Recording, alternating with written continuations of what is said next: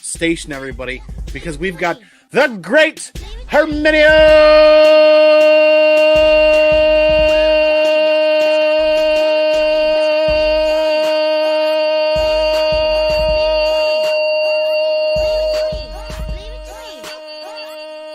Reyes Jr.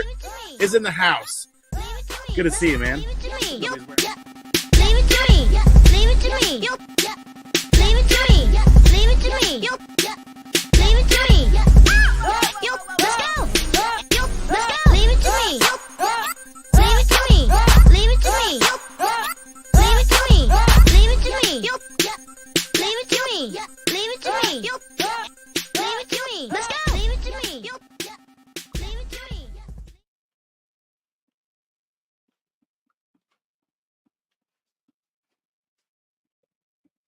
Leave it to me. Leave it to me. Leave it to me. Leave it to me. Whoop, whoop, whoop, whoop, whoop. Station, everyone. What is up? What is going on? What happened? What? What? Who? What? Someone's on mute. Mute button. Oh, am I on mute? No, I think everybody can hear me. Oh, what? What?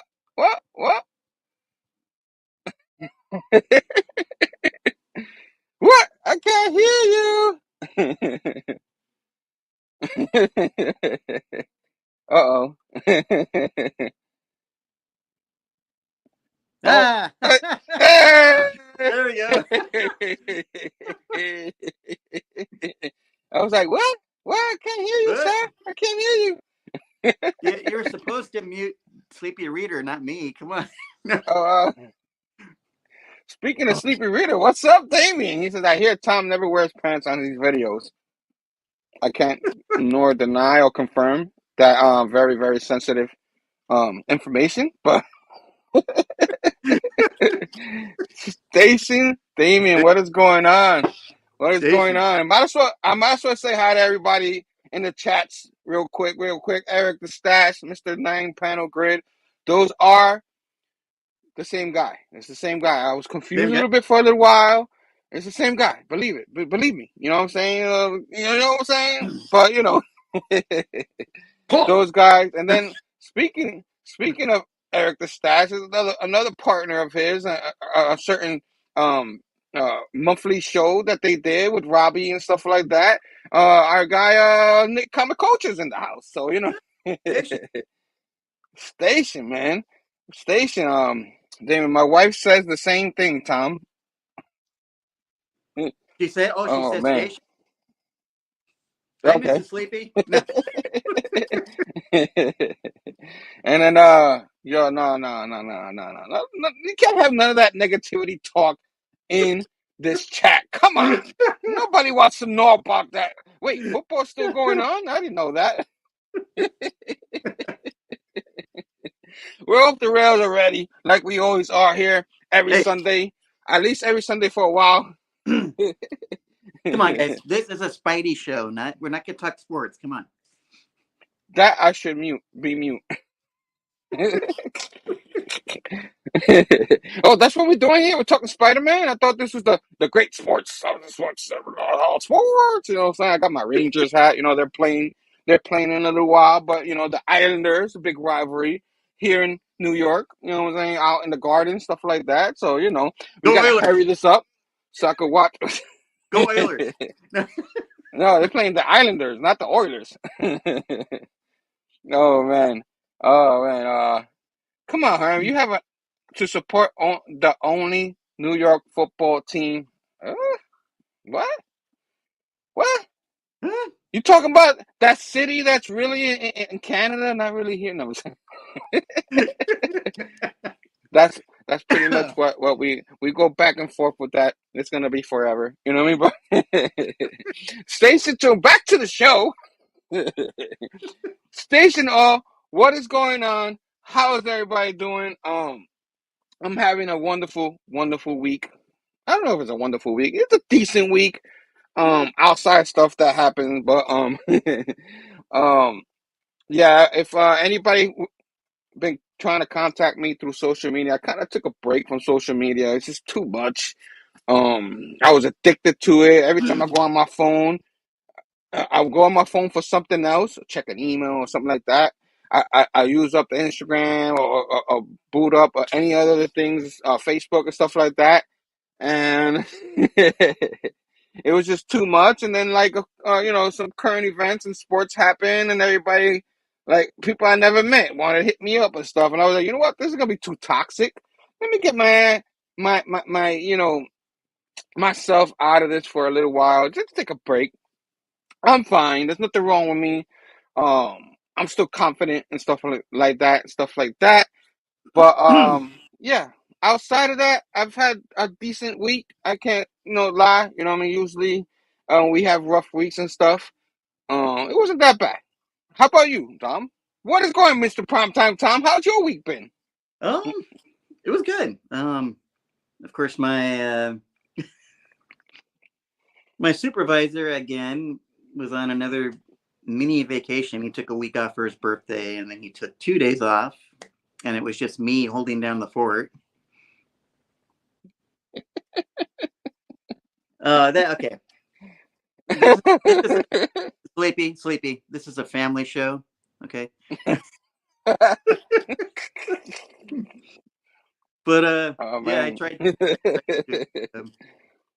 I tried to avoid the negativity towards a certain baseball team that should have won. That's in a little city called New York. Come on, don't start that here. You're gonna do the show by yourself. I'm gone. Oh no. Oh man, we said not talk about sports, and then you want to talk about that. You know what I mean? There's more to life than that. You know what I'm saying? But all right. Everybody's taking their shots. All right, that's good. How about them Cowboys? You know what I'm saying? Oh, sorry. Luckily, no Cowboy fans watches this show. You know what I'm saying? That's what I'm saying. I don't know. Bullseye Bob. Better be careful. Bullseye Bob was rooting for that LA team I don't like. So, Bullseye Bob, because of that, the Cowboys are doing bad. See? Bad karma. So well, one of these days, hopefully, we can get the infamous Sasquatch Moon Knight Rob on here. He's a Dallas fan. No more Cowboy fans on these shows. No more Cowboy. Oh man, it's a football Sunday, so anybody who's has a game today, I hope good luck. Except for the Cowboys, but what I'm saying. There's what today? It's a victory weekend for me because somehow my Jets won, so I'll take it. I'll take it. They beat a good team too. That's the funny part. They beat a good team. They're like, oh, but that team, they were 6-2. Oh, that team's not that good. So when the Jets beat a team, the other team is not that good. They were good before, but once they beat them, that team's not that good. All right. Oh man, but that's how it is. Sports, especially New York sports. Everybody wants to take a shot at a New York team, but at least we're not the Cowboys. Oh boy. We're gonna get canceled by Cowboy fans. Luckily, Robbie doesn't watch my show. You know what I mean? That's all I'm saying. Oh man, but yeah. Why are we here? I mean, we probably lost any guest, anybody in the chats or anybody watching. We probably lost them with the sports talk and stuff. I don't even know how to talk anymore. But is Damien still here? Oh, he's like, sports talk. I'm out. I hope he didn't leave. But we're here. This is the Big Herm show with Primetime Tom over here, and yeah, we're gonna continue on with the Zeb Wells run that a lot of people really they're hating more than the Nick Spencer guy. You know what I mean? What? Who? And today we have a big issue, guys, because you guys know, Marvel, DC likes to do it too. They have the legacy numbering and they have the actual numbering that's on it now. So this was not a legacy number, which that one's coming soon too. We probably have one show just for that one. And because it's a big issue, it was another one of those $9.99 issues that, ASM number 50, you know what I mean? Another one of those $9.99 issues. The big 50 issue of this current run, and actual legacy number 944. Which I thought, they could have made this a $7.99 issue with the number of regular story they put in there is like two comics worth. So that was good. I don't know about the extra stories. I think I liked maybe one or two of them. A couple of them. I think you were telling me. We'll get to it. That you didn't know why I was there, but I do enjoy the back. Some people don't enjoy it. I do enjoy backstories and stuff like that. Especially when it's touching, it's pretty cool and stuff. So there might be one in here that I really enjoy, but we'll get to those backstories. I'm gonna cover the main story. My man Tom here is gonna cover the backstories. And that'll be like 2 issues right there. Actually, this is like 3 issues we're covering because it's pretty thick book. You know what I mean? And then I'm gonna show this cover, and of course I'm gonna show the other cover because I'm a sucker, and I saw my man Greg Capullo did a cover, and look at the Greg Capullo cover. Wow! I had to. I saw it. And I was like, oh, son of a gun! I ended up grabbing it. You know what I mean? Usually you're the one with the variant, but I got me one. This one's good. Oh, there you go. You do got a variant. Yeah. Black suit. This wasn't This wasn't planned though. I didn't know he was gonna have a black suit variant. So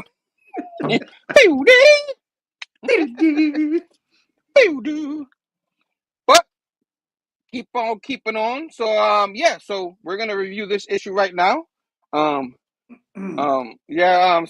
See, this is why people just keep throwing wrenches, throwing. But my man Eric's starting to fight already. He's starting to fight. You know what I'm saying? He's starting to fight. Yeah. You know what I mean? Oh man, I he always likes to rob. He always likes to rob Peter to pay Paul. You know what I'm saying? That's what I'm saying. Paul. You know what I'm saying? Nice cover, Tom. That's pretty nice mug you got there, Tom. You know what I mean? I like the mug you got there. What? And of course, before we go, I have a couple of things to show. A little show and tell a little bit later after we do this. You know what I'm saying? Show and tell. So keep on keeping on. We're gonna get on with the show. Before we be here for another half hour just talking junk. You know what I mean? We'll start talking about tea parties and stuff like that. You know. But Amazing Spider-Man numero 50 right here is awesome cover here. Is this a McGinnis cover? I don't think this is a JLJ. It doesn't say JLJ on it.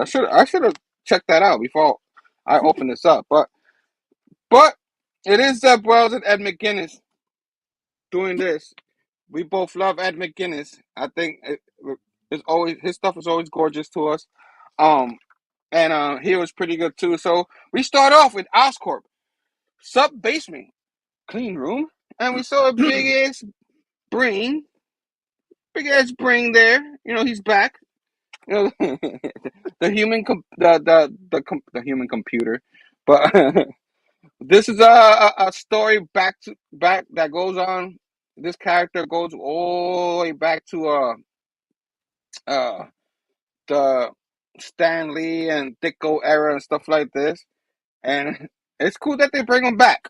So again, I'll show you the big brain, and someone's like, "Where's the feedback coming from?" And so they're yelling, and it's of course Connors. He's like, "Oh man, what's going on? You know what I mean? Can you turn that speaker off?" So there's a big alarm going on. And the computer brain, a giant sentinel computer brain, is going off, and it starts spitting out a lot of messages all over the place. Messages everywhere. And the messages are saying, does it say it on here? Because I'm like kind of like going through the books. And then Connor's like, get me Peter Parker. And then, of course, pew, pew, Spider-Man sign right there. Pew, pew. As you see Spider-Man, he looked like he's looking for, a rent apartment in Chelsea. The only problem I have with this is like, he's has a secret identity. Like, how is he gonna rent an apartment in Chelsea? You know what I mean? But so he looks like he webs the he webs the agent. The agent's like, "What are you doing?" He's like, "You shouldn't be taking pictures." He's like, "Yeah, I was just taking a picture of the apartment that you're gonna rent and stuff like that." So all of a sudden he gets a call from Norman Osborn. Norman's like, "Peter, you're not in the office?" And Spider-Man's like, "Nah, I'm not in the office. I'm your friendly neighborhood Spider-Man. Remember? I take the day off to go Spider-Man to do Spider-Man stuff." Yeah, And the guy's like, "What happened?" Yeah, we got neighbor friendly Fridays. Friendly Friday. And the guy's like, "Hey, you're not looking to rent, are you?" And because Norman's like, yeah, unfortunately, Connors is something's going on in that with the living brain, and we need your help. He receive a message, and he wants to talk to you right away. And he's like, "Sorry, where are you renting?" And he's like, "Chelsea, I'm not hanging. Hang on."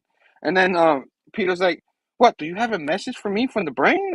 And Norman's like, it's still in digital clean room under the brain is in the clean room, because Peter's like, why, I thought you destroyed that thing, you know what I'm saying? And Norman's like, yeah, I mean, we didn't, it was in the clean room, right? And he's like, by the way, you're renting at Chelsea? You shouldn't rent over there, Peter. That's not a good neighborhood. Maybe if you want to buy something from over there, but and then of course the guy's like, is he, the other guy's like, is he your mortgage guy? And Peter's like, uh, tell Connors I'll be there soon. So he kind of ignored them and stuff like that. He trips away. And then here we go. I'm on the way. Action shot. So keep on keeping on Oscorp and Oscorp. Oscorp, yeah, I said it right. He says later, and an analog signal coming from the brain. How is it possible? Peter says. And Connor's like, and the Connor's helper is like, what? We think it's cannibalism. It cannibalized part of the superstructure to form a crew transducer. And then Connor's like, I can only imagine if it would do such a thing. It was in great distress. If it was in great distress. And then Connor's like, Peter, I have to ask, do you have anything to do with the uh procurement, the procurement of the living brain? He's like, no. He's like, Spider-Man entrusted to Norman and asked that we keep it functional but undisturbed. What's up, Dr. Connor? And then Connor's like, the analog signals carries a message, a query reality, and an odd one. Who is Spider-Man? And then the brain was hung up on the question. I mean, that's what Spider-Man said. And then Connor's like, well, it seems to have found an answer. And then he reads the message, and the message says, Peter Parker is not Spider-Man. And they're like, what? Oh, what? He's like, what does this mean? You know what I mean? Because remember back in the Ditko issues, it actually knew who Peter Parker was Spider-Man, but Spider-Man was able to not get people to know that. But here, way in the future, years later, it's saying it's not. Peter Parker is not Spider-Man. And then Connor's like, we were hoping you could tell us. And the assistant's like, maybe it's limiting candidates, starting with the Oscorp employees. It's hard to know until we get. So he was thinking like, who's not Spider-Man? That guy's not Spider-Man kind of thing. And then another message pops out. I don't know if it sounds like that, but you know. And now we hear there's a knock knock, and it's Norman Osborn's office, and Peter's like, Norman, I saw Connors. You got a second? You got a second? He's like, of course I got a second.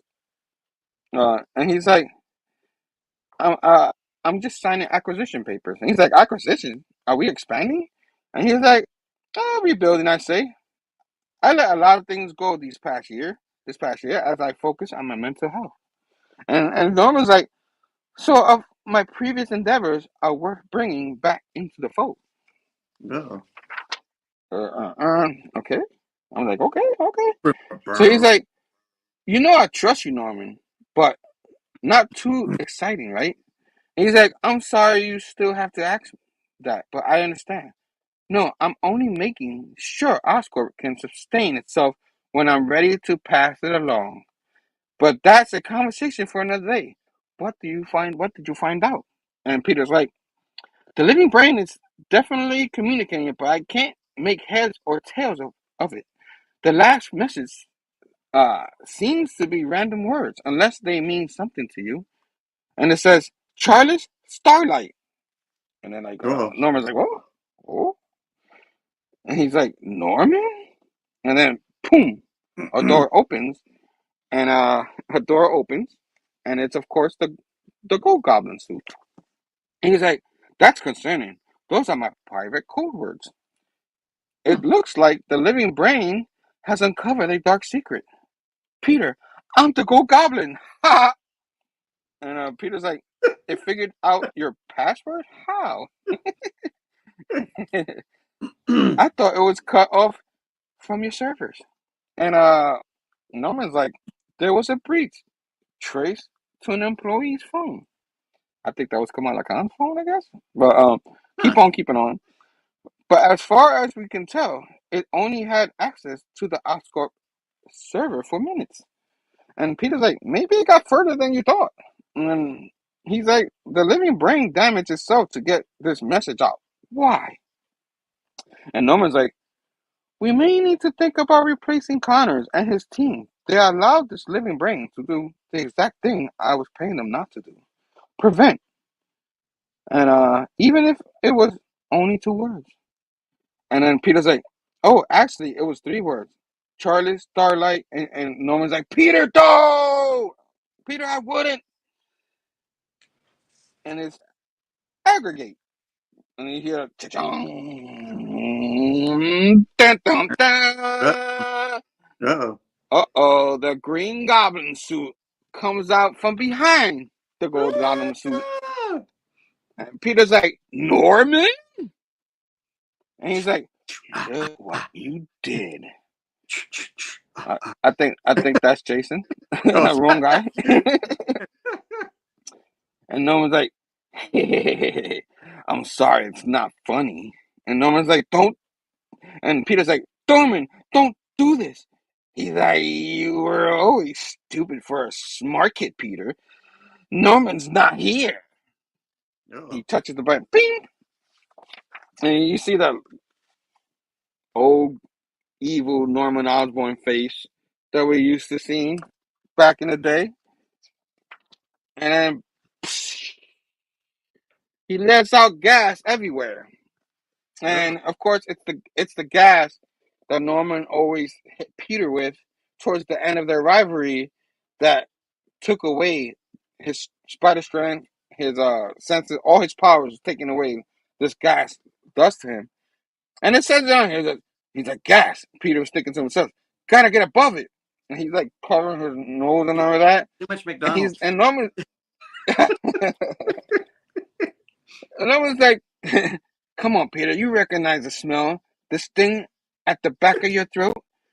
You won't be able to hold yourself up there for too long. And he's like, but still, too long for me, I'm afraid, Peter says. And then out of nowhere, boom, he gets hit with the glide. and knocks down Peter, and then Norman's like, Barb, send everyone home. Priority one. He tells the secretary. And Peter falls down. Oof. You have a great night, too. Bye now. And Norman just tosses up a pumpkin bomb.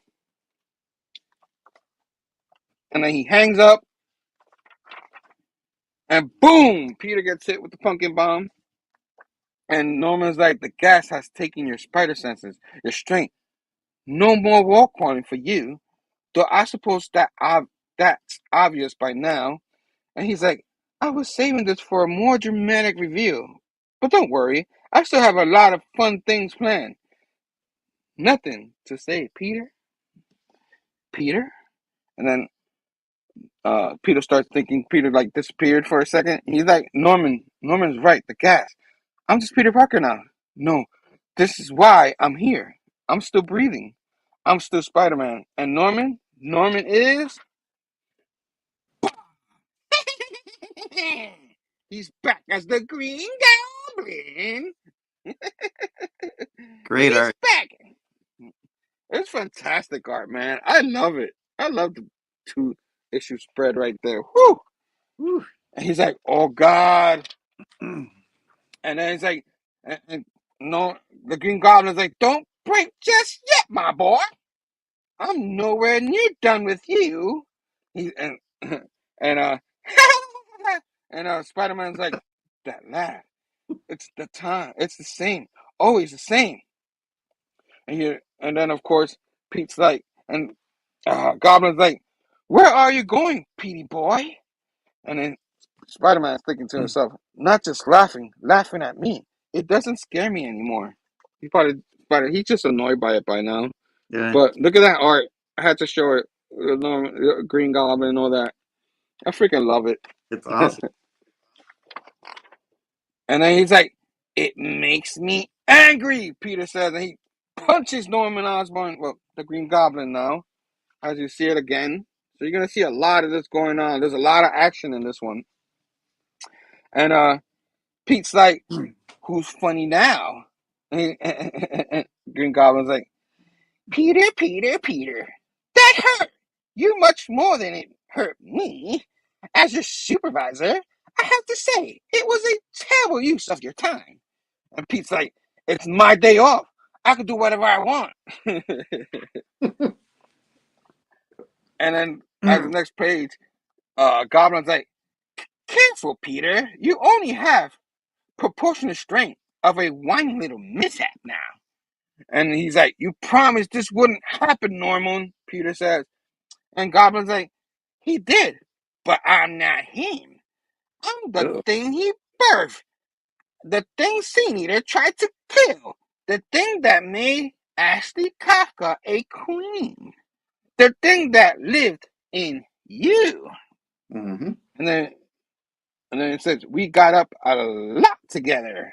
And back in Amazing Spider-Man, Legacy number 27, which right there tells you where to find out all that stuff that happened with Peter and all that, and with the serum and stuff. He's like, some of it you remember, right? Yeah, And some of it you don't. It's got like the memories from the Kraven's Last Hunt storyline. Yep. And then you see some what's her name talking about, you made a date with me tonight, remember? I forgot her name. Michelle was her name? Yeah. And Peter's like, I did? And that's back in issue Legacy number 940. And Spider-Man's like, you were buried, trapped with Kraven's spear. How did you get back into Norman? And he's like, why don't you ask him? And he takes the helmet off. And Norman's like, I don't have a choice. You understand that, don't you, Peter? They want your sins to carry. I had to get them out of you. I'm sorry. I didn't have a choice. Yeah, neither did Norman we. saying, That's what we get for next Spencer. That storyline. what? Who? Paul. No. Who? Paul? What? No. I'm so scared now. But Meanwhile, and the next one here, that sound, another message. There's no renaissance in the sound of twisted metal. Whatever's happening inside the brain is catastrophic. I can't even read right now. Oh, It's killing itself. There you go, that one. It's killing itself. No, this isn't death. It's a birth. And they're like, oh, what the heck? A birth? So something's nasty. happening in the brain. Ugh. Ew. Ew. And then back to Spidey and Goblin. And Norman's like, I tried, Peter. I tried.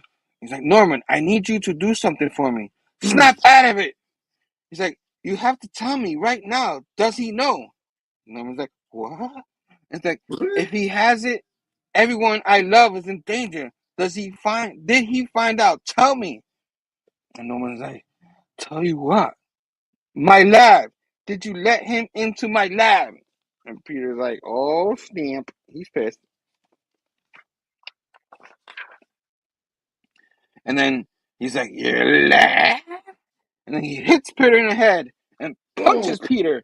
And he's like, I'm impressed, Peter. That you two did manage to keep something from me. Turnabout is fair play, I suppose. Let's go see what you've been hiding. But first, let's get your face back on. You're a mess. So you see him knock Peter, punch Peter, and then put his mask on. Then back to the living brain. Dr. Connor's get out of there. It's imploding. And Connor's like, I don't think so. He's like, I think it's hatching. And then he hear the and he goes, I live, but it was not enough. I had to walk. The transformation cost me much. I am the walking brain. I bring you the message. Peter Parker is not Spider-Man. And then you see him. He turned into somehow into a robot. Now he could walk and stuff. And Peter Parker is not Spider-Man. I don't know. And then back to Goblin and Spidey as the action's still going, and Goblin's just dragging him with him through the head. And he's like, hi ho, hi ho, hi ho, hi ho, hi ho. That's what he said. Out to the lab we go. He's like, to your lab we go. Exactly what he said. Phable and his 7 He's goblins.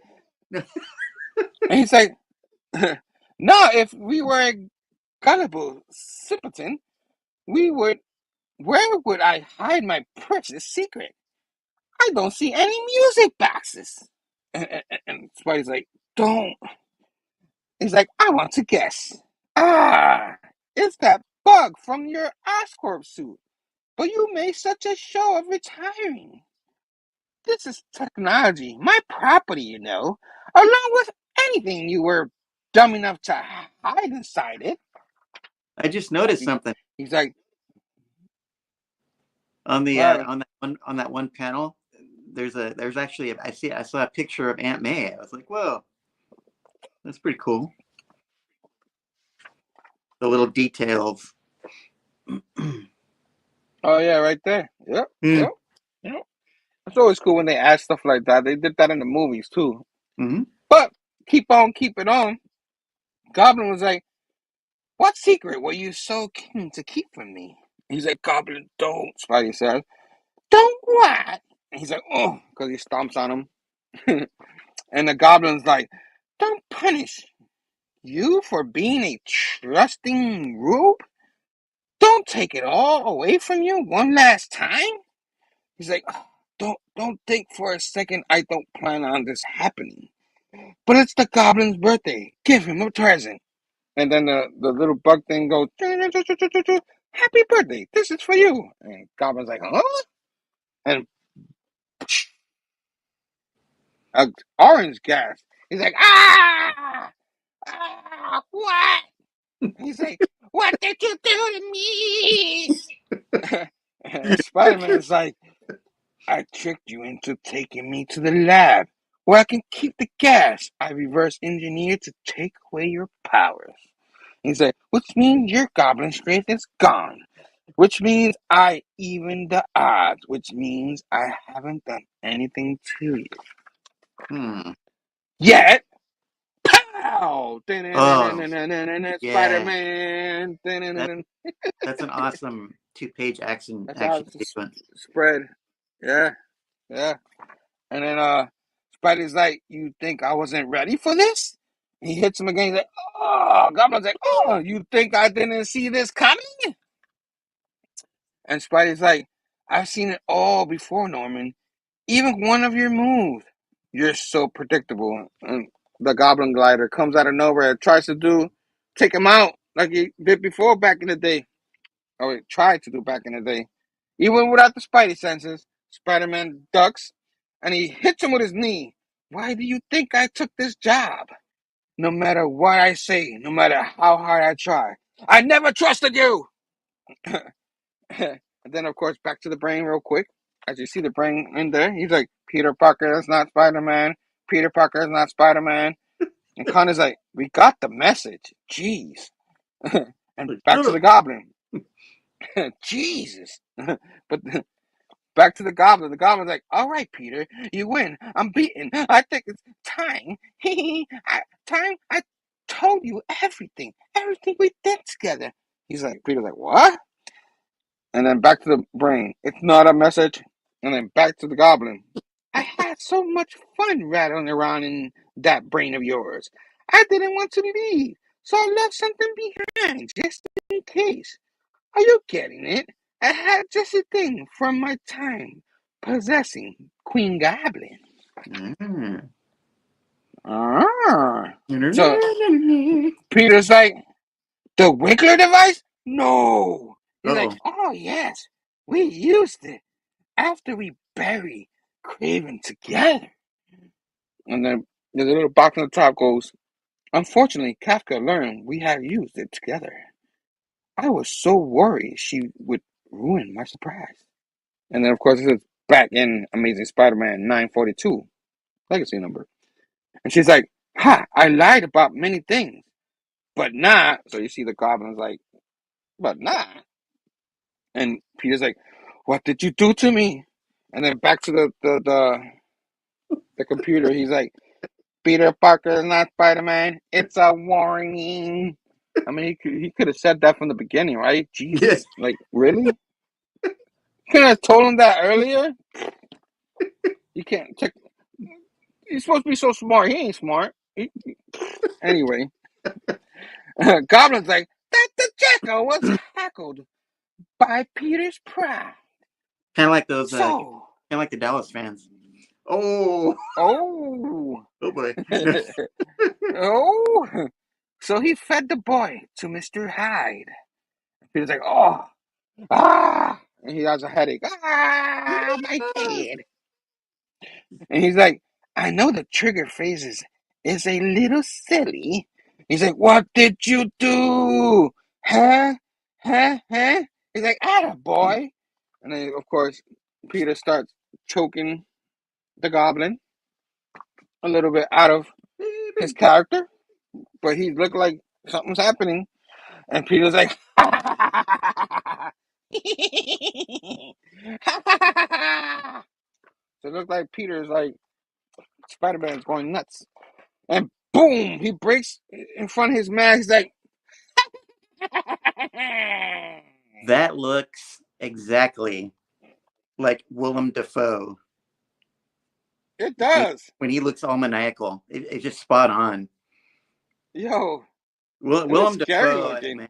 Willem Dafoe is the only Goblin as far as I'm concerned in the movies. I don't blame you. He's phenomenal. But Ed McGuinness, that's what he was going for here. Oh, yeah. Because he looks evil there. Well done. And then it goes back to the page where you see Craven, and he's like, I have to look. I have to know. The silence, the laughter rang through the night. Rescue me from bed. Put me to this hungry work. Calling me to its source. To know if I truly banish it to the ground. I look, and then I know. The sins of Norman Osborn are no longer buried here. if they ever were, they home. They have gone home, free to do their terrible work. To be continued. Dun dun Dun, dun, dun. dun. And that's the end of the main story for now. Boo-doo. So what you think of this issue while I look for my earpiece that fell? Uh-oh. Yeah. Ed McGuinness, the art was phenomenal. Really made the story come alive. Yeah, the storyline was pretty good. It was interesting to see Norman go back into Green Goblin mode. And, yeah, and the living brain thing was, yeah, why they have to make him. Oh yeah, I agree with you. yeah, yeah. Why they have to make him what? What was I saying? Come on, what was I saying? But yeah, the You're living talking about. brain. Yeah, why did the living brain have to say he's not Peter Parker? He's not Peter Parker. He's not Peter Parker. Like, man, just spit it out, man. He wasn't getting to the point. He was just being a robot. You know what I mean? Yeah. Oh man. Yeah. Yeah. But the code word, to turn Spidey into Spidey Goblin, that was pretty twisted. Yeah, I really liked this issue, or part of this issue 50. I think there's so much history between Peter Parker and the Green Goblin that it's hard to come up with anything really, really new. And some of this felt kind of new. You know what I mean? It wasn't completely 100%, but I thought um how Zephyros put this together and stuff like that, and what they were building throughout the other arcs and stuff like this, it came through. And like, the Green Goblin stuff, I ended up enjoying like after this. And it's probably one of the better arcs in his run. My man, what was the quick rundown on this arc?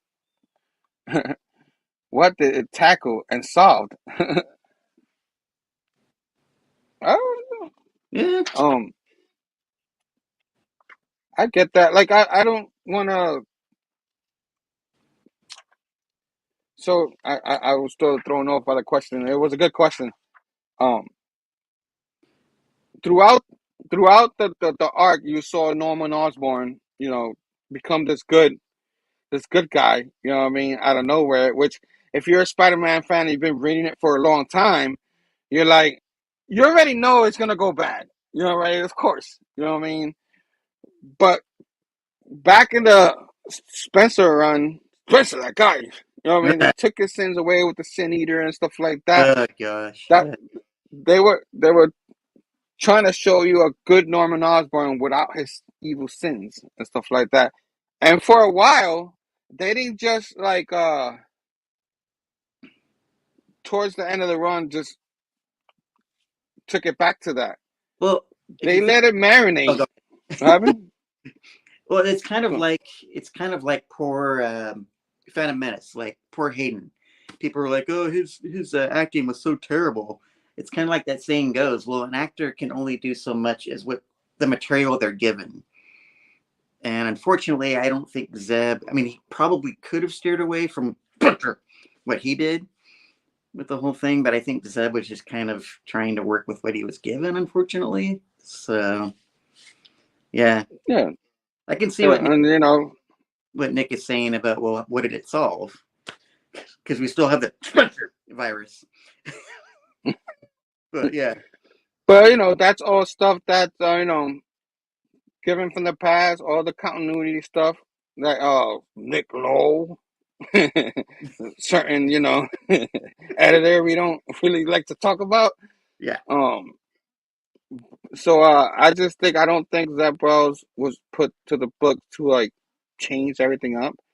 he was put to the book to continue whatever storyline they were trying to tell, and trying to like take the end of Nick Spencer run, which they tampered with Nick Spencer. That's the reason why he left early, and and got into this. And of course, the Norman stuff, at least they let it marinate. You know what I mean? I actually like a lot of the Gold Goblin series, the small series. That's actually was pretty good.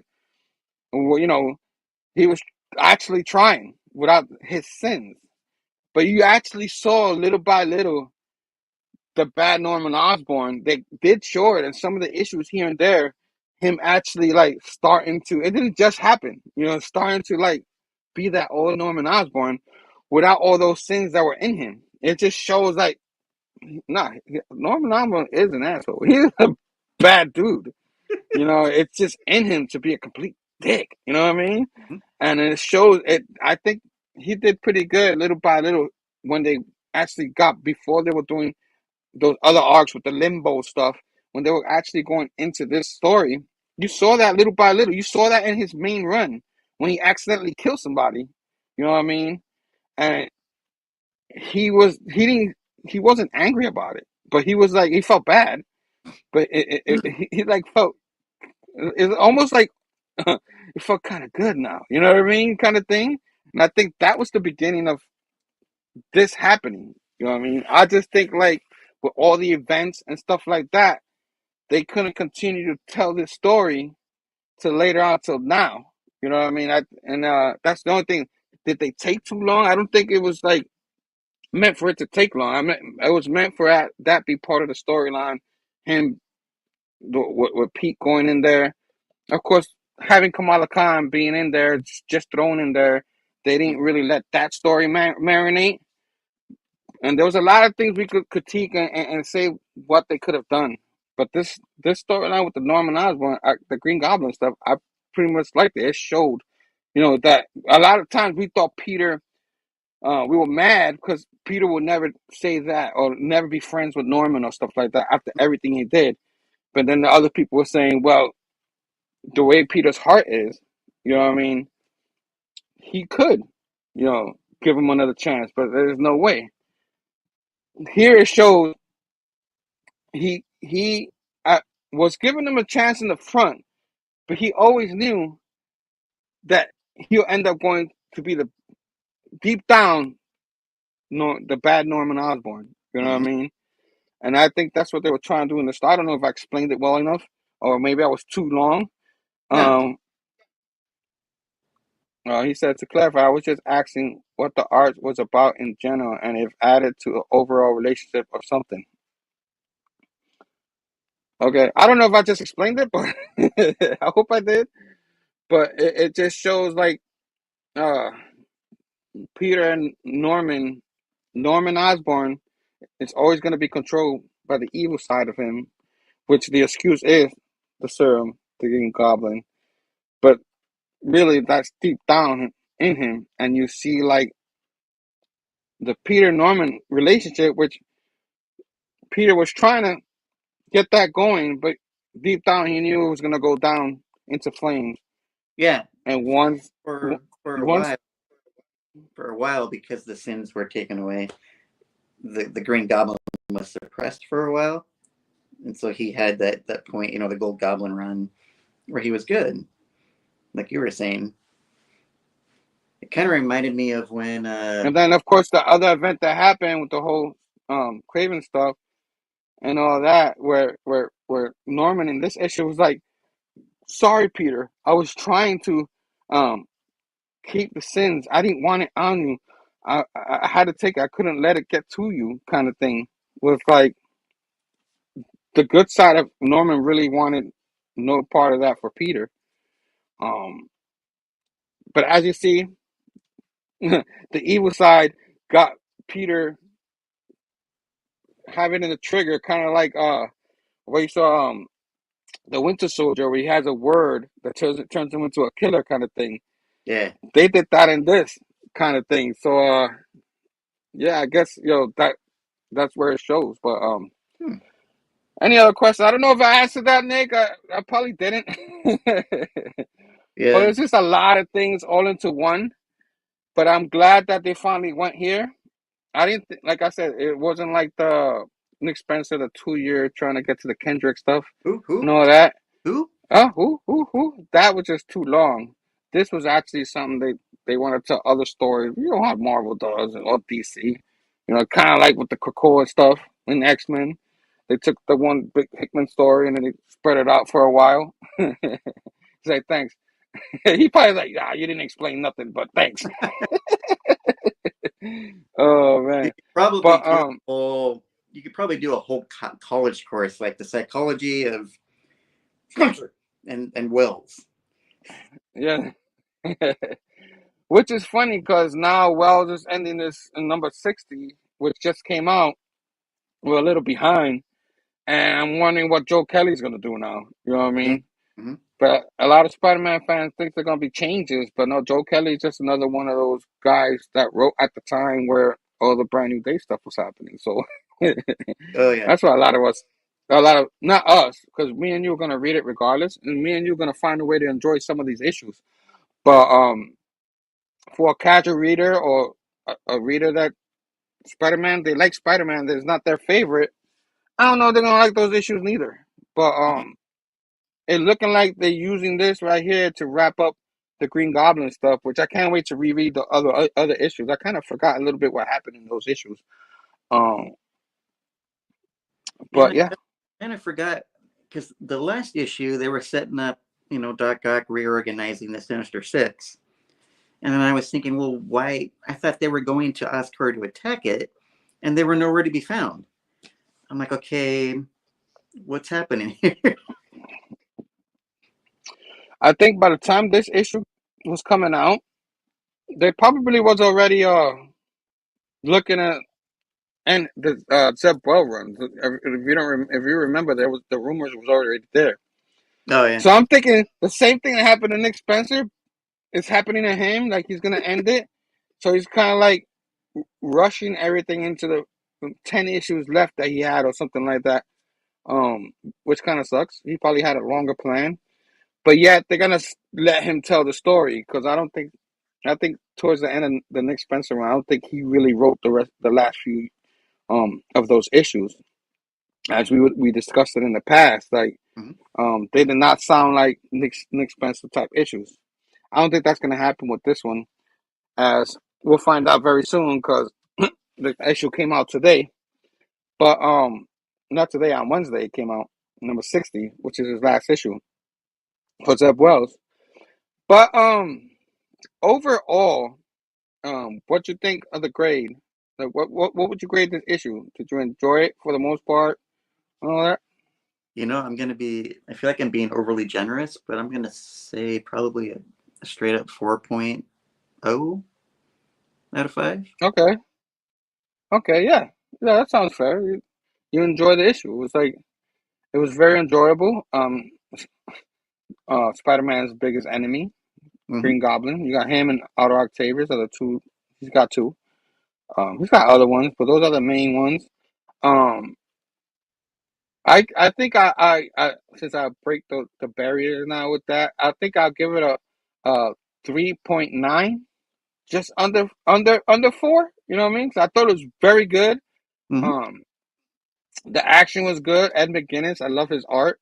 A lot of action and stuff like that.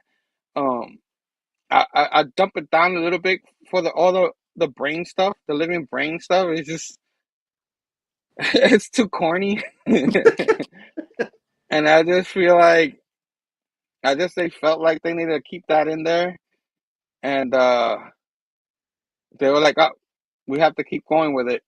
You know what I mean? It's kind of like, damn, I wish we could just brush this off, but people are gonna ask us about this or something, and it's just because of that, I'll knock it down to a 3.9.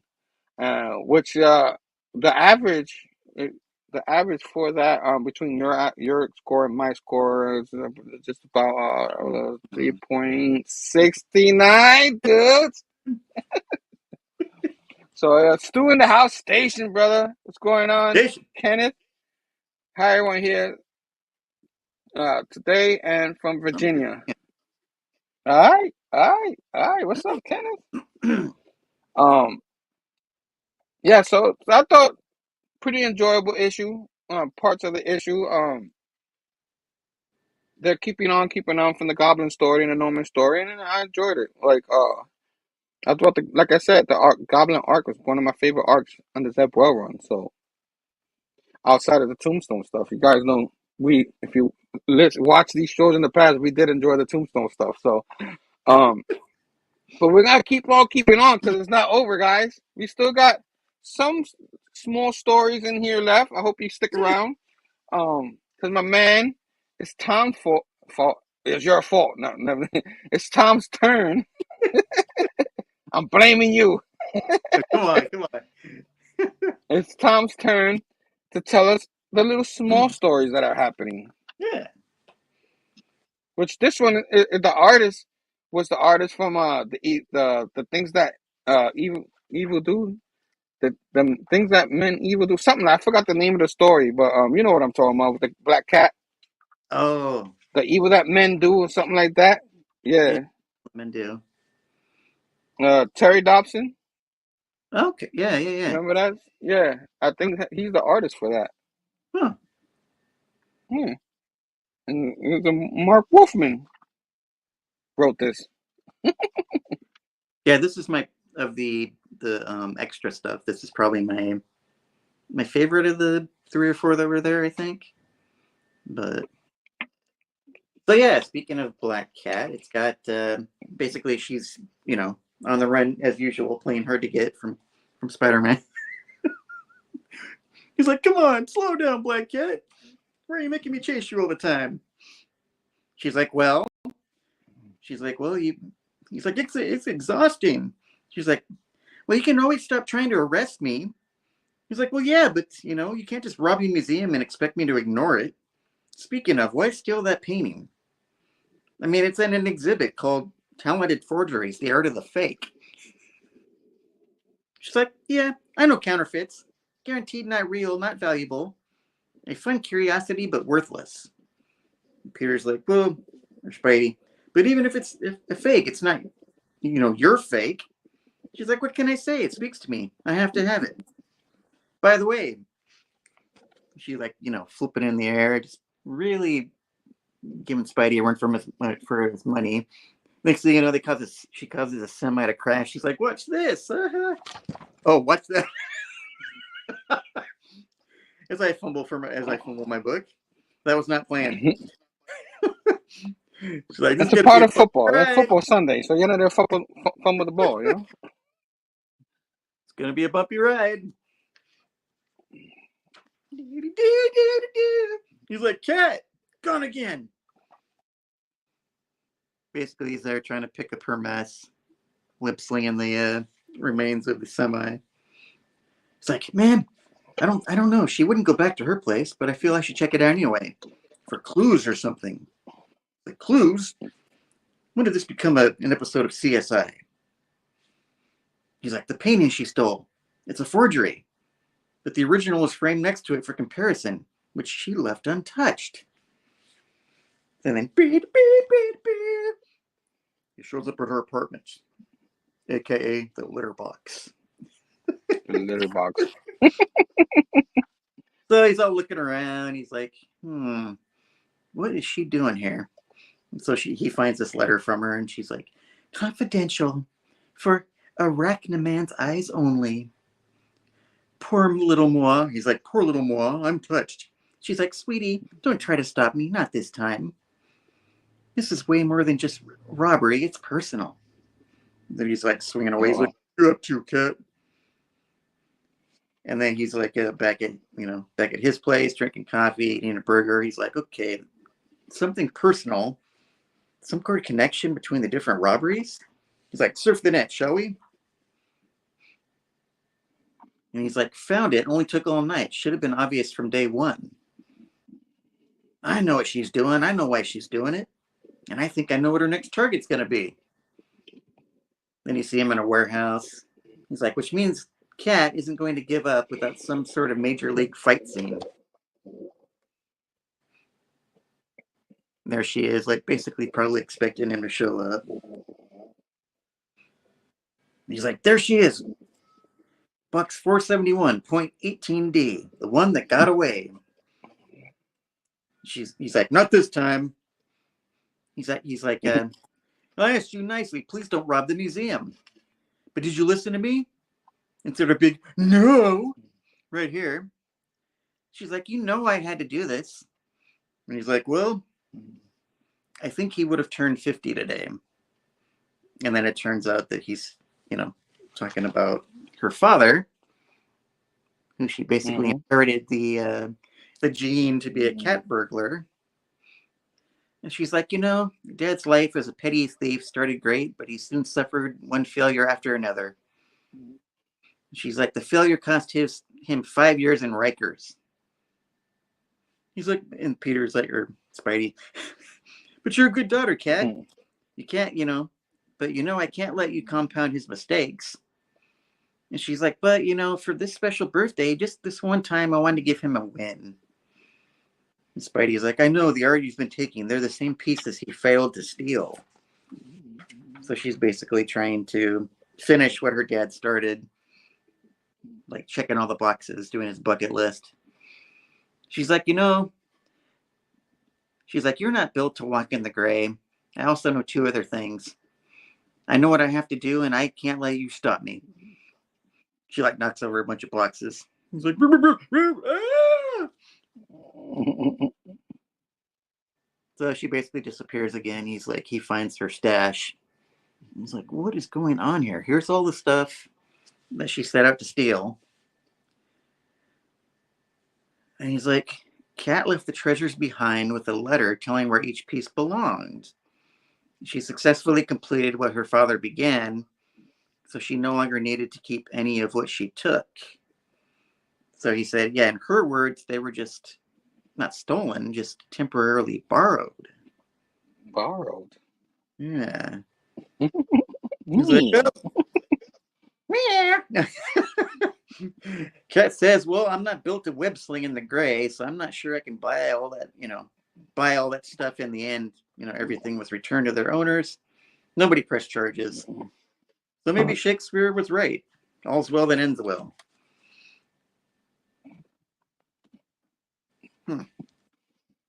So yeah, that was kind of an interesting little, kind of like I wouldn't necessarily say redemption story for her dad, but kind of like a daughter doing, I guess, finishing what her dad started that he couldn't do. I guess she felt like maybe she'd make him proud by pulling it off. So pulling it off, yeah, just something she felt like she had to do. yeah. The only question I have here is like he said he turned 50. When he passed away, what age did he pass away? How old is she then? When did this happen? Like, did this happen earlier? Around the beginning when Black Cat and Spider-Man was doing the thing or something like that? Or when did this happen? You know what I mean? The timeline with it, you know what I mean? Yeah. Like, that's what I thought. 50, maybe? Yeah. Because we always thought he was a little bit older than that. I mean, Yeah. I know if you see the cartoon, he looks like he's in his 70s and stuff like that. At least mid 60s. Oh yeah. So, so he would have turned 50 today. So I'm like, well, so how old is she now? Huh. Is she because I mean, by now they're close to their 30s. If you talk about their age right now, or maybe in their early 30s, Peter, or maybe we don't even know. Maybe because I don't think he's in his mid 20s. You know what I mean? So I'm just looking at it like, very interesting. Like, but that's just one little, thing off the story I took out. Like, it's not that important. I was just wondering. But Yeah. overall, it's a decent story. Not bad. Yeah. You know what I mean? Yeah, so I guess, I don't know if we're going to grade every little story. You want to grade every story if we have to? Or it's too little? You know what I mean? Yeah. It's like, I wouldn't grade it. It would be too confusing. But it was a nice story. It I was like this one. Kind of So nice to keep on keeping on. have that cheesy little, romantic banter between the two of them.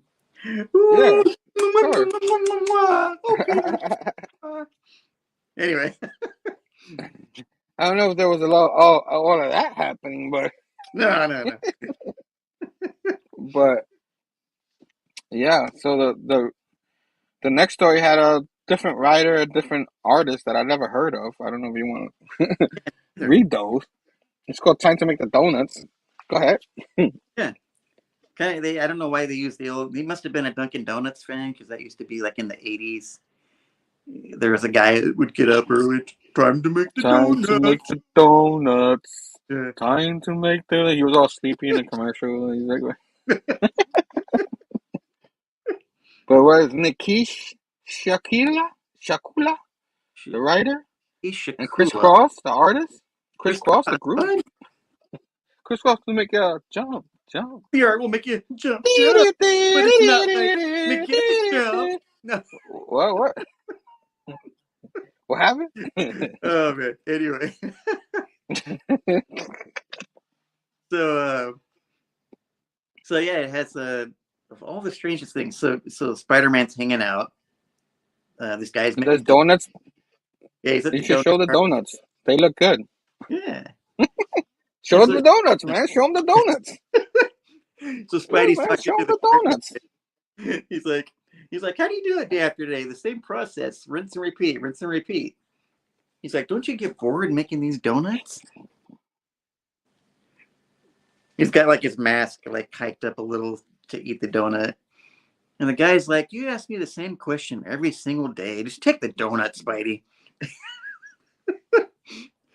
He's like, just like you said, I do the same thing again and again every working day of my life. The power is in the repetition. It's muscle memory. Striving to be perfect. And the same each time. As far as, Spider-Man's like, I appreciate you, Lionel. You're a wise man. And then,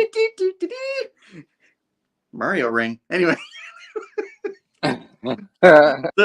So Lionel, he answers his phone. He's like, Mom. He's like, I left it by the. No, wait, damn it. I have it here in my jacket pocket. All right. I'm sorry. I'll close up the truck. No, fine. I know I'll lose money. And he's like, he hangs up. I'm like, I'm such an idiot. Spidey's like, everything okay, Lionel? It's like, yeah, dude, I just have my mom's meds. She needs to get them. I don't know if I can get them to her in time across traffic. And Peter's like, well, a friendly neighborhood Spider-Man lamps at rush hour. I could just web sling my way over and deliver the medicines to her. And then Lionel's like, well, she gets pretty nauseous after taking them. Do you think you can sit with her and, keep her calm? And Spider-Man's like, sure, yeah, no problem. And he's like thinking, but later I got to meet Randy.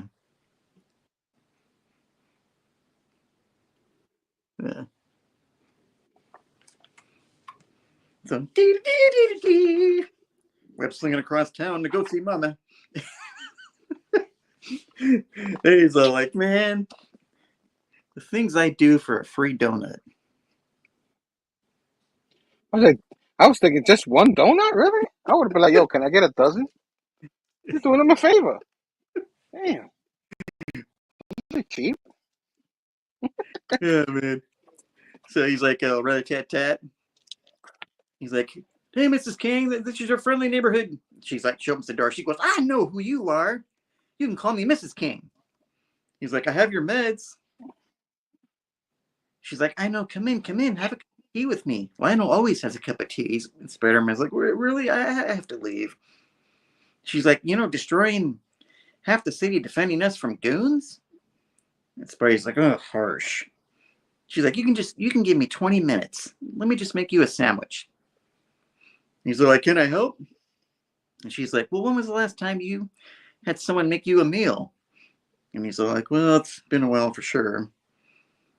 She's like, Lionel loves his my leftover roast chicken sandwich.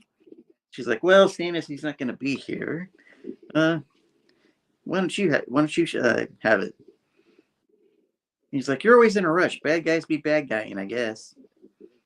She's like, I get the feeling you're running away from something, not toward it. And he sees the kettle, the tea kettle going off. He's like, watch out, watch out. So doing his flips. And then he's like, oh, thank God, Mrs. King. You got to be careful. She's like, this is exactly what I'm talking about. You turned off the heat too quickly. It's not ready. She's like, isn't it? She's like, haven't you ever used a kettle before? Spidey's all like, I've seen death traps. And that kettle's a death trap. She's like, well, Mr. King bought that for me when we were first married. It works just fine. She's like, I don't suppose you remember me. Spider-Man's all like, remember you? What are you talking about?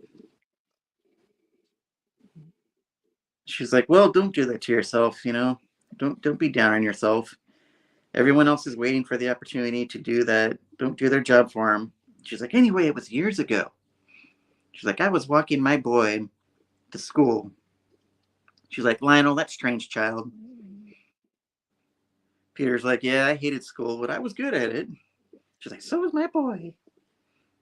And then, let's see, I'll take it in there. So anyway, it shows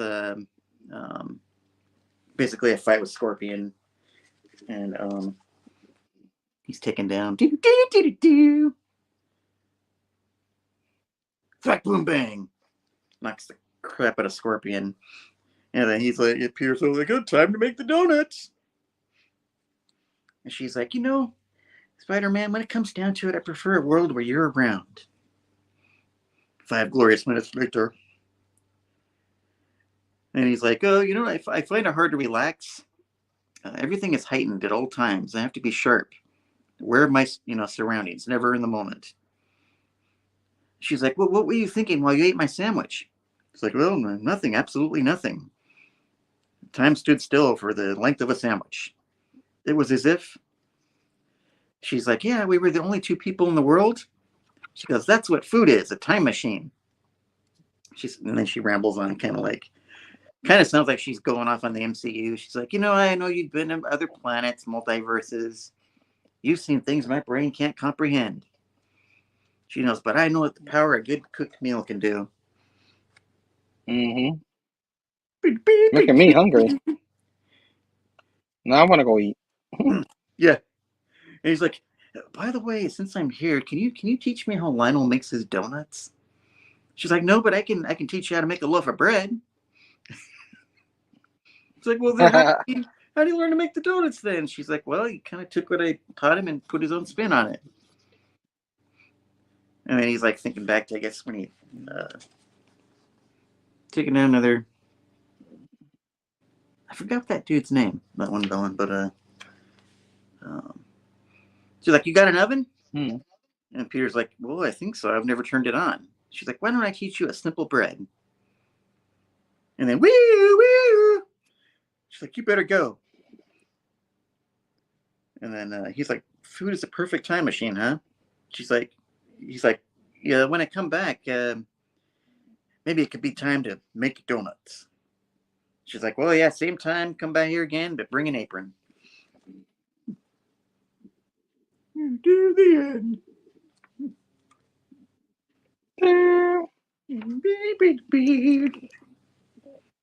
All right. Yeah. Decent story. Like it's a nice, touching little story. He tries to do a little delivery there. There was a good deed. Spider-Man doesn't always have to punch people. Mm-hmm. Do good deeds. It's kind of like rescuing a cat from a tree, kind of thing. You know what I'm saying? So Yeah. So decent. I mean, he helped the guy out. He got a free donut, and then he got a free roast beef sandwich out of it too. So Yeah. and now he's gonna get cooking lessons, baking lessons. So yeah. He got to good go to, things. Now he got to go to Yeah. Arby's and Dunkin' Donuts in the same day. Yeah. Yeah, they were homemade, so Yeah. homemade's always better. Oh yeah. Decent story. I enjoyed it. Pretty good. Not as, like like you said, the first one is probably the best story out of these. Um, but the little stories ain't as lengthy because the main story was they gave you a lot of pages with that. So Hmm? um, but we're gonna keep on keeping on because there's another story called The Amazing Spider-Man. Don't think twice. It's all right by Lee Gatlin. Gatlin. All right, man. Let us know what this is about. Yeah, Lee It's a Gatlin. really silly story. Yeah, and the art is really weird. It's really weird. Yeah, don't think it's thrice. It's all right. I guess There you he's making a reference to old Blue Eyes. Um, go. Yeah. Spider-Man's like swinging through the air. He sees like the silhouettes of some people in this window. He's like, looks like the Rhino might be up to his old tricks. And he's not alone. He's like, they're keeping real quiet. And now they've cut the lights. What are they up to? He's like, better make this fast. Web shoot first and Web ask questions later. And they're all like, whoever's in the room, they're like, somebody hit the lights. And he does his little, Spidey thing. He's like, oh, I hate to drop in like this, but I was in the neighborhood. I thought I'd swing by. And then boom, they're all like, yeah. Anyway, it shows all the different, different characters. You got Daredevil, Captain America, Iron Man, Black Widow. Obviously, it's a surprise birthday party, I guess. And he's like, "You're still wet. You look just like the Rhino." And he's talking about the thing wearing a party hat. He's like, "You big galoot," pointy thing on top. And then the thing is like, "For crying out loud." It's like, "What are you doing, webheads?" And Thor is covered with a web. And he's like, "Forsooth." Anyway, some just silliness. He's like, "Why are you wearing a party hat?" And the thing's like, "It's a birthday party." He's like, "But why were you in the dark?" It's a surprise party. And then you got the Watcher like showing up late. He's like, "Hello?" They're watching. And then it shows good old Ben walking around outside. He's like, good old Baxter Billing walking around, kind of get your muscles going. He's like, "You need a good stretch." He's like, "What is that?" He's like, "It's ice cream." And then somebody's like, "Direct hit, haha."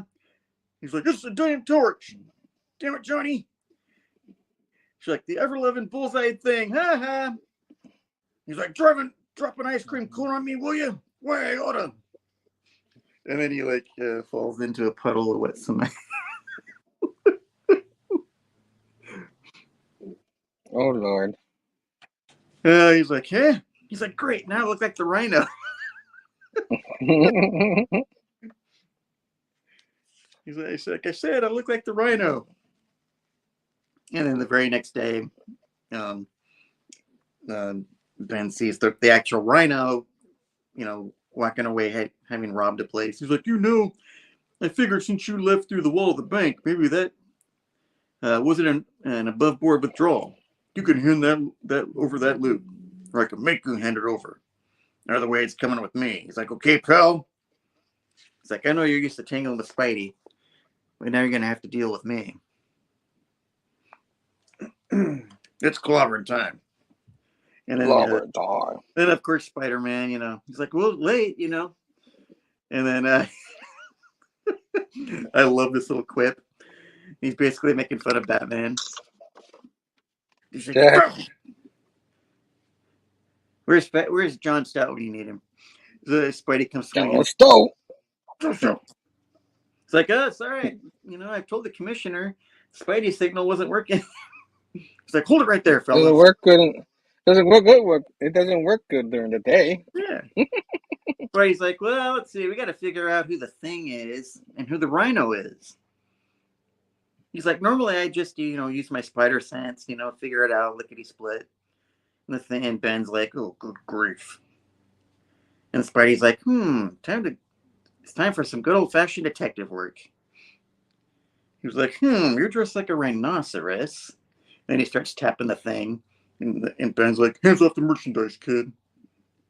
And you seem to be what appears to be made of orange rock.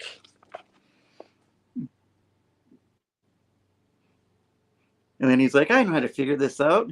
Say your famous tagline. Rhino's like, step from succotash. And then the thing is like, I do say that sometimes. So, and then he basically, does his famous strings up the villain, hangs him upside down in his web. The end. The end. So that was. Oh boy, it was what is this? Just silly. Like Looney Tunes mixed with Charlie Brown. I'm like, what the heck's going on here? Pretty much, it looked like it's Sunday, so I guess you're gonna have to like Sunday type comics right here. You know what I mean? Yeah. That's like Sunday comics right there. That's what it is. Mm-hmm. Like you're reading a Peanut thing or any of those. You know what I mean? Mixed in with Marvel. Yeah. I didn't hate it. I mean, I don't know if it was necessary, but pretty silly. It almost made me think of like one of those contests they have where little kids will submit their art and then they'll pick the best one and or their favorite or their best stories and stuff. But it was fun, Yeah, it was better than the next story. I'll tell you that much. The next story coming. Our least favorite one is coming up. But yeah. So keep on keeping on. This one actually was written by the future writer Joe Kelly, and he got Juan Ferreira as the artist. I don't know if it's Juan Ferreira doing the arts for the new series. I thought it was Ed McGuinness. I don't know. I got to look into that. But yeah. I'm gonna look into that while you tell us about this next story. So this one, it's got Spidey. It says it's 9 months. 9 months ago. So Spidey's like, hanging outside the window of the Sanctum Sanctorum. So Dr. Strange's pad. He's like knocking on the window. Doc. Hey, is this a bad time? And then Dr. Strange is like, the worst, actually. He's like, the worst? Got it. Cool. I'm with all respect to your boundaries. And the next thing you know, these little like green, like I don't know what to call them, goblin things. They're gnawing away at Spidey. He's like, I think I'm gonna die. Let me in. Let him in. Let me in. And then Dr. Strange is like, Niflheim imps. You're definitely going to die. Spidey's like, no, we cannot let that happen. And then Dr. Strange is like, yeah, it's a really bad time. He's like, Doc! And then finally these, whatever the imps or whatever, they finally, stop gnawing on him. He's like, oof! And then I guess he's like, Spidey's like, I don't know, rambling on about something. He's like, and I think, sure, why not? A night out with a Thunder God will be a top 10 events of a lifetime. But then we get there, and this crone is like, Spider-Man, please. And Spidey's all, oh, I'm sorry, was that an offensive story? Thor called her that scary witch lady. Wants a tip for the coat check. He's like, Peter, I really need to concentrate. He's like, well, I don't have a coat. I tried to diffuse the tension with a little Norse humor. He's like, maybe that was offensive. And he's like, Dr. Strange is like, arsh. He's like, shut up, why don't you? And he's like all bandaged up. And I'm thinking maybe he was, now that I think about it, after looking at this again, I'm thinking maybe he had all these wounds on him because the imp things attacked him. Yeah. was like, well, he said, sorry, Peter, I didn't mean to go off on you, but now's the worst possible timing. It's like, don't look scared. Just another day at the office for the Sorcerer Supreme. I'll survive. I don't have a choice. Peter's all dumbfounded. He's like, well, he's like trying to counsel him. He's like, well, do you want to talk about it? And he's like, Dr. Strange is all like, what are you trying to play my therapist? He's like, are you done, Peter? Are you done rambling? And then he's like, maybe you should stay out of Asgardian beer halls. He's like, maybe you don't belong at a god's banquet. And Peter's like, okay, thanks, Doc.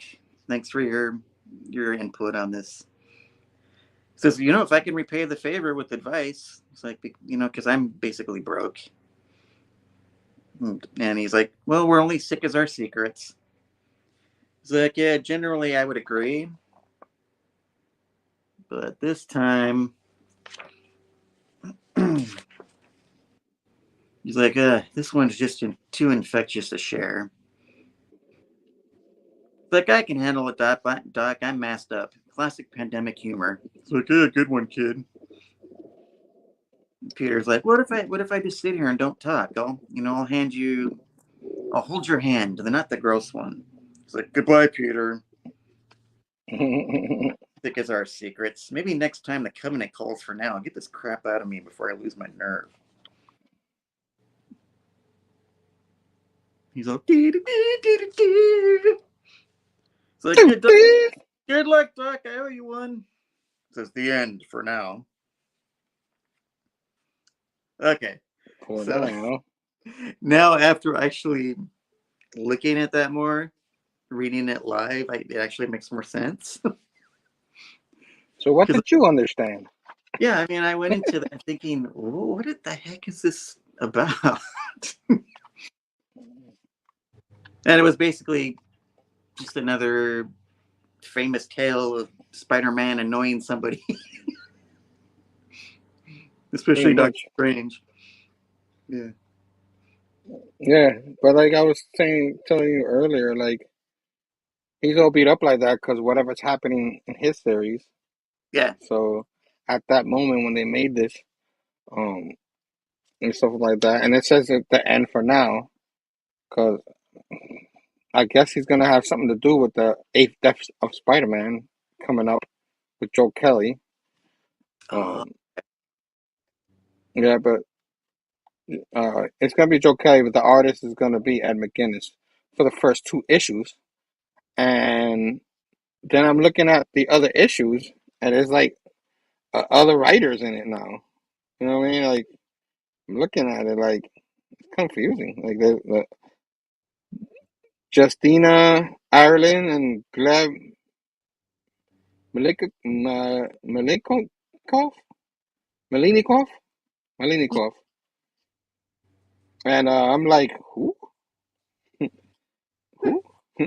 Like, who? You have all these people who want to be writers of Amazing Spider-Man, and you have people I never heard of, and maybe I have, I just don't realize it. But yeah, but the story was eh, take it or leave it. The story that you just said, so I guess the worst story of the extra specials.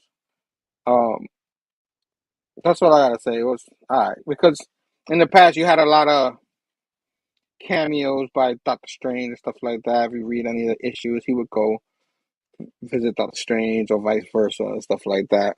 All the team ups and stuff. So there's a lot of history there between Spider-Man and Doctor Strange. But yeah, I guess. Anything else you wanna? You got one more. You got one more little epilogue here. So oh, wait a minute. after the story, it ain't over yet. Wait a second. Wait a minute. You thought you were done, huh? Oh, yeah. I totally forgot about this. So, it goes back to Oscorp. It's the sub-basement clean room. And Dr. Connors is like, I have to ask you to back away from that under no circumstances are you to access Oscorp data. And the living brain is like, time is short. I fear we are already too late. And the coworker is like, Doc, he's accessing the main server. And Dr. Connors is like, in that case, I have to insist. The living brain's like, he's all hooked up to the mainframe. He's like, white chocolate is SKUs, cocoa solids for cocoa, butter, resulting in the confection's pale color. I have cannibalized the structure of my brain to create this body. Please do not yank on my mind.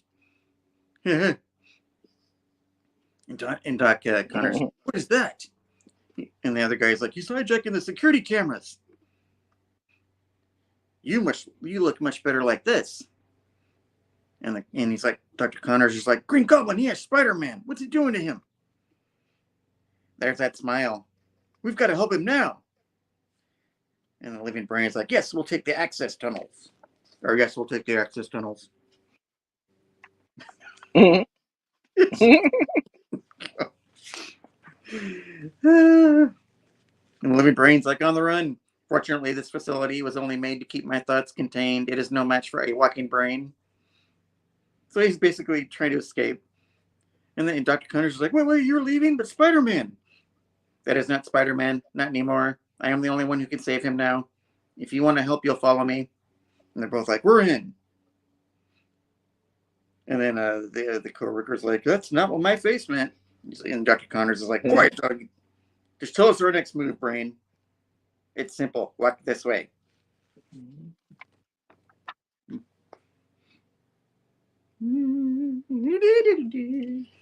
To be continued. Ooh, yikes. Dun, dun, dun. Yeah, thanks for reminding me about that. You gotta tell all the story. You know, the whole story. Yeah, you were like, done. No, you're not. Maybe that was the worst one. Oh, the whole extras. That epilogue. Oh, man. But, well, yep, that was it, man. Amazing Spider-Man numero 50. The big $9.99 issue. Ooh, we got through that one. That's pretty much why we only had one issue today, because that was a big issue. It was almost 3 comics in one. Yeah. Yeah. Let me put myself regular right here. Yeah, man. So I hope you guys like us going through it. We probably put some people to sleep with the extra stories. But if you like the video, hit the thumbs up. Subscribe to the channel. Ding, ding, ding that bell for notification for future videos. You can watch us be a bunch of clowns like we always are. But we enjoy doing this. We enjoy being silly. I think that was probably one of my best reads I've done in a while. Being silly, act like the Green Goblin. I freaking love it.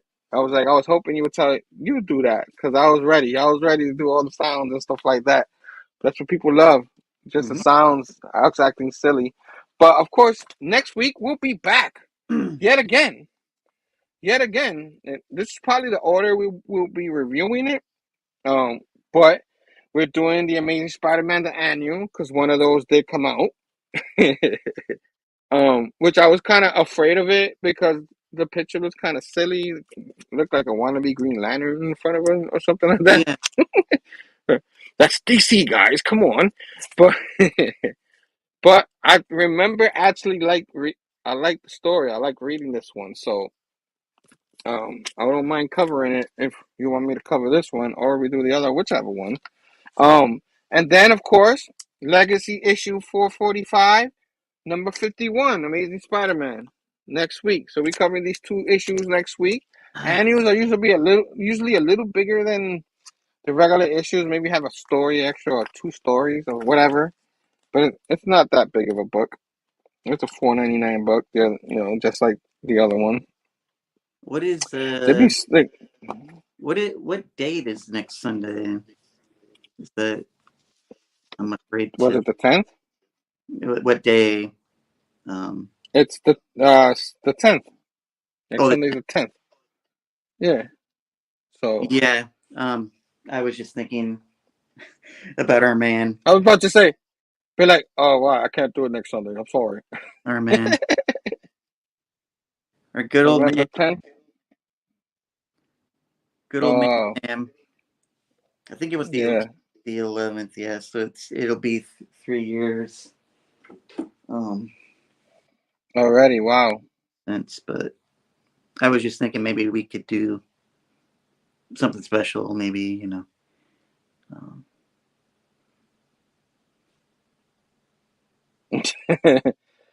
I mean, I wouldn't know like um what we could do.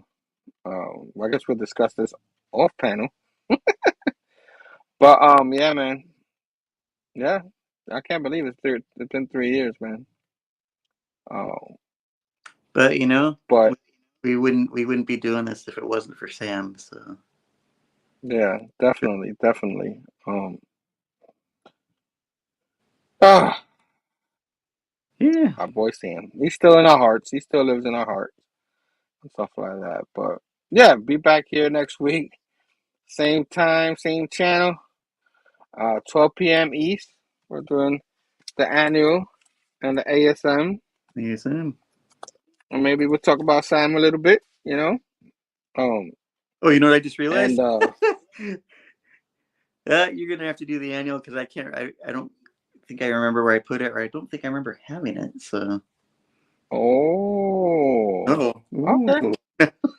Dun dun dun. All right, so you'll do ASM and I'll do the annual. It's all good. Yeah. It's So all no. good, man. Oh, you might want to do it because it has the Sinister in there. Oh Sinister yes. Six in there, so Yeah. I'm gonna be jealous. You're gonna do all the voices and stuff. You know what I mean? But it's okay. It's okay. Which is kind of weird. We just got off the the Green Goblin stuff, and now that's happening. So I kind of Yeah. forgot what happened. I'm gonna probably remember as I go through it. But yeah, we could do that. And but we forgetting. We thinking we're gonna end the show, right? But there's something we haven't done yet. I don't understand we're over an hour and 30 minutes away, What? but there's just something that we forgot that we always do. That we Hmm. know we gotta have. What? We know we want it. What? You know. So show and tell. That beautiful sight.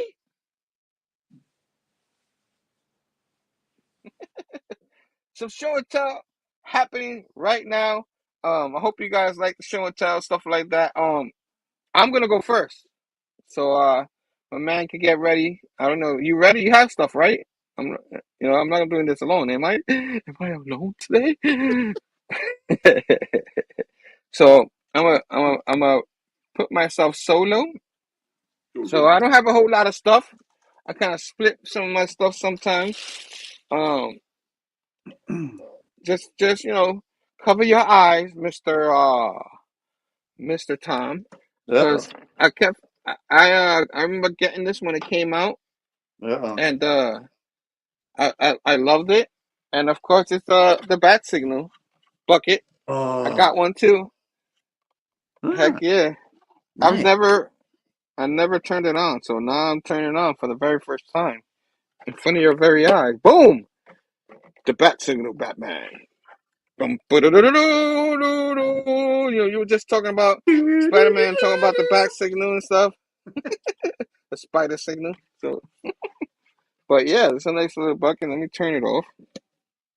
You know what I mean? And I'm cheating because I'm putting the little thing right back in there to protect the battery. Ah man, do do. But but yeah, man. Ooh. I think it's kind of weird because the bucket opens on the right here, and you have the light. So I guess if you have the popcorn in there and turn on the light, you have a lighted popcorn. You know what I mean? So that's where the popcorn goes. That's pretty cool. That is cool. Yeah. I had the cup for it too, but I don't know where I put it. Like, damn, where did I put the cup? Throw that. Can I throw that back there real quick? Now I could just show it as a background. There we go. Dun-dun-dun. And let me take a quick sip because I've been talking a lot. Um, so yeah, I enjoyed that. I know Brother Joe have shown that. He got that from his son Miles and stuff. Gave him the cup too. If when I find the cup, I'll show the cup on here. I can show and tell. Um, this book I finally got it. It took me a while to get it when it came out in September, but I finally got it a couple of weeks ago. And anybody knows me, I love Batman. I love Batman the animated series. I got the book over there. I ended up getting the Batman Beyond one, and I keep on keeping on because I got the Batman and Robin Adventures book right here, which is pretty cool. Ty Templing, Paul Dini, and company. You know what I mean? If you remember, Batman Robin's Adventure was after Batman the Animated Series, and they had their own comic book series. So, Batman and Robin Adventures Omnibus collects Batman and Robin Adventures 1 through 25. The Batman and Robin Adventures Annual 1 to 2. The Batman Adventures The Lost Years 1 through 5. And the Batman and Robin Adventures Sub-Zero number 1. So that's about 25, 26, 27, 28. It's about 33 issues in there. Wow. Pretty cool. Worth every penny. You know what I mean? So, nice little hardcover in an omnibus. Everybody knows I love me an omnibus too. I don't just love singles. I don't just love the other trades. I love omnibuses too. They're so good. I love comic books in any kind of form. I even like them in digital form. I just love comics, bro. And I love getting that. So keep on keeping on. The last but not least, when this man came out with the first one, he finally gave in. I remember him going on near mid condition and talking with Omar, and Omar was telling him, "You got to get them out. The fans do want it." Because Ty was always like, "I didn't never want to take up too much advantage of the fans." That's why a lot of his books are card stop. And I said, Todd McFarlane, you guys already know what I'm doing. Once the first one came out, and it took almost a year for the second one to come out. So I got the second, third, fourth, and fifth, and finally, I got Spawn Compendium number 6 came out a couple of months ago. Always love me some Spawn. So I got the 6th Compendium. I know they have the hardcovers that look nicer. They look, some of them are hard to get. Some of them are getting reprinted. But I love me a Compendium. I just want to read the story. And now I got pretty much the complete collection because I couldn't go back and get from 1 to 300. I think when I started collecting again, I started getting into the Spawns. From I think 290 and on, I have all the issues. So now I can just read the whole thing, including all the extras that they're coming out with now. So of course, this one collects 251 to 301, and I'm pretty excited about that. So now, I read the first one. Obviously, I did a show doing the first one. Now I gotta sit down and read the second one. All that crap I was talking about, I still haven't read the second one. So, so my plan is when I'm done, I'm almost caught up. What I'm doing a little bit of my downtime, I've been reading all the DC books that I was behind. I'm getting caught up with that. At least the ongoing ones that I'm getting now. Of the DC books, my indie books, I like maybe a month behind. Once I catch up to that, all the new stuff that comes out on Wednesday that I get, I'll be able to read that right away.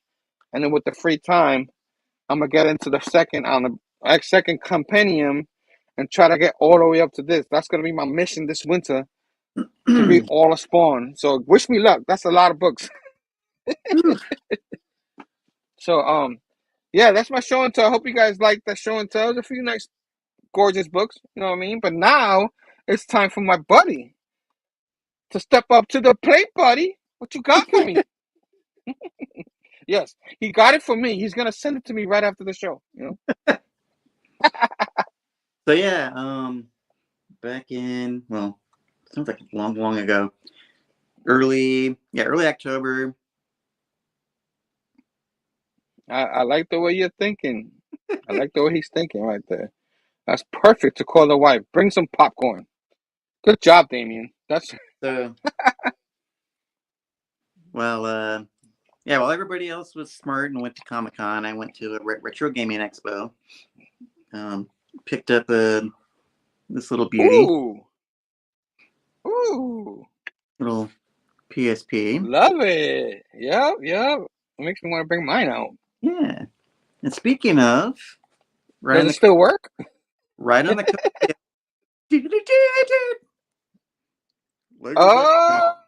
Oh, the Batman. Where's John Stott when you need him? Batman. Batman. And then I don't know why I should have gotten the cases for these, but I got me some. Oh, nice. And of course, how could you not forget these guys? Little Ratchet and Clank. Ratchet and Clank. Oh, I love those things, man. I love them. And then later today, me and my son Andrew are gonna fire this up. The new Mario. Oh, yeah. Sweet. Yeah, he was nice. Yeah, he was nice enough to. I didn't really want it, so he bought it and said, "Well, we got to try this." I'm like, "Well, it's your money, so." It's your money, buddy. Yeah. But yeah, that's my show and tell. So that's your show and tell. Let me exit you out of the solo. That was a good show and tell, man. yeah. Good show and tell. Yeah. So I hope you guys like the show and tell. Hope you guys like us reviewing. We went a little bit over than we wanted to go over. But you guys know we don't count. We just like go on here, have fun. You know what I mean? Like I said, my Jets already played, so they already won. Or now I would have been rushing this, but like, sorry, Tom, I gotta go see my Jets. You know what I'm saying? But they already played, so and they played. And next week they played another primetime game. So, oh boy, but and I won't be rushing next week. But again, next week, Amazing Spider-Man 51, the annual one. And yeah, the I don't like clean anniversary, but maybe we'll celebrate some Sam. You know what I mean? Our buddy Sam. So till next week, guys. Station, much love. Hug your loved ones like always.